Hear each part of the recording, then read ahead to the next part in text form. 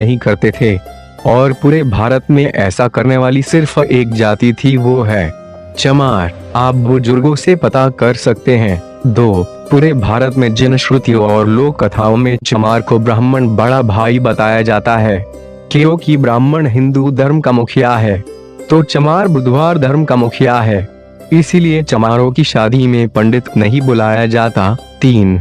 रामायण में और कुमारिल भट्ट की किताबों में बुधवार को शूद्र लिखा गया है और रियल में भी चमार को ही मुख्य शूद्र माना गया है। अन्य जातियां कभी निशाने पर नहीं रही। 4. समस्त जातियों में सिर्फ चमार जाति ही ऐसी है जो गरीब होने के बावजूद अपनी आन शान पे मर मिटती है और इस जाति में आज भी राजसी गुण झलकते हैं। 5. चमारों का घर गांव के बाहर अक्सर होता है, क्योंकि चमार गांव के राजा होते थे। इनको ही गांवों में डीह बाबा कहा जाता है। 6. चमार जाति से बौद्ध धर्म छीनने के बाद उसे धर्म विहीन कर दिया गया था और अछूत इसलिए बना दिया गया कि यह जाति फिर कहीं से बौद्ध धर्म न खड़ा कर पाए। 7. चमार जाति की शिक्षा पर रोक इसीलिए लगाई गई थी कि वह अनपढ़ रहेगा तो खुद को चमार अछूत समझेगा और कभी यह नहीं जान पाएगा कि वे चमार एक राजशाही खून है। इसलिए चमारों की शिक्षा पर रोक लगाई गई थी कि चमार शिक्षा पाएगा तो फिर से बुधवार धर्म खड़ा कर देगा। 8. चमार खुद को इसीलिए चमार कहलाना पसंद नहीं करते क्योंकि चमार इनका नाम है ही नहीं, इनका नाम तो सूर्यवंशी क्षत्रिय था। इसीलिए चमार आज भी खुद को चमार कहने पर भड़क जाते हैं और लड़ाइयाँ हो जाती है। 9. ब्राह्मणों में जिस तरह शुक्ल शर्मा आदि समर्थक जातियां हैं, उसी तरह चमारों की भी समर्थक जातियां थी, जैसे कि कोरी चमार, नोनिया चमार, तांती चमार, दुसाद चमार, पाशी चमार आदि।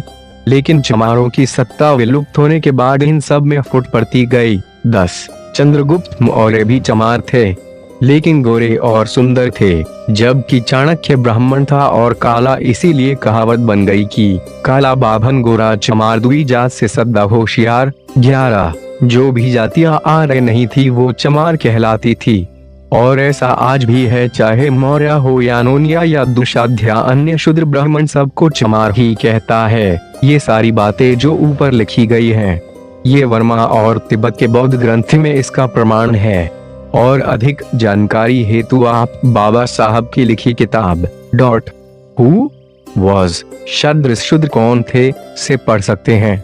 हर चमार से अनुरोध है कि इस वीडियो को किसी अगले चमार बौद्ध भाई के पास जरूर भेजें ताकि उसको भी यह पता चले कि उसका खून भेड़ बकरियों का नहीं है, बल्कि हर चमार महापंडित है, सूर्यवंशी है। जय भीम, जय भारत।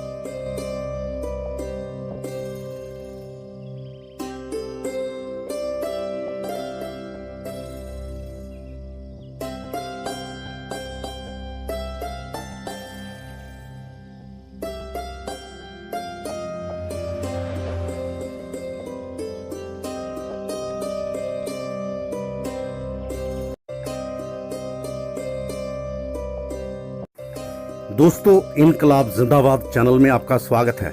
दोस्तों, अगर आप वास्तुशास्त्र और ज्योतिष के बारे में कुछ भी जानकारी लेना चाहते हैं तो रोज हमारे चैनल को विजिट कीजिए और हमारे चैनल को सब्सक्राइब कीजिए। नीचे दिया लाल बटन है, उसको दबाइए सब्सक्राइब वाले को, और उसके साथ वाले बटन को, बेल आइकन को भी दबा दीजिए।